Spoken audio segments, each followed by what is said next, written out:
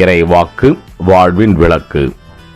மரியா இலாமிச்சை என்னும் கலப்பற்ற விலை உயர்ந்த நறுமண தைலம் ஏறக்குறைய 320 கிராம் கொண்டு வந்து இயேசுவின் காலடிகளில் பூசி அதனை தமது கூந்தலால் துடைத்தார். தைலத்தின் நறுமணம் வீடெங்கும் கமழ்ந்தது.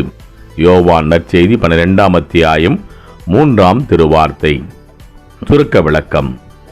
சுற்றி இருந்தவர்களின் விமர்சனத்தை கூட பொருட்படுத்தாமல் தன்னுடைய விலை உயர்ந்த அழகு மிகுந்தவற்றை ஆண்டவருக்காக முழுமையாய் பயன்படுத்துகின்றார் மரியா. தாளந்துகள், திறமைகள், நேரங்கள், செல்வாக்குகள் போன்ற அனைத்தையும் பிறர் விமர்சனத்திற்காக, மேலும் சில காரணங்களுக்காக ஆண்டவரின் திருச்சபை வளர்ச்சிக்கு பயன்படுத்தாமல் இருப்பது தவறானதொன்றாகும். மனமாறி முழுமையாய் அர்ப்பணிக்க முயல்வோம். ஆமேன்.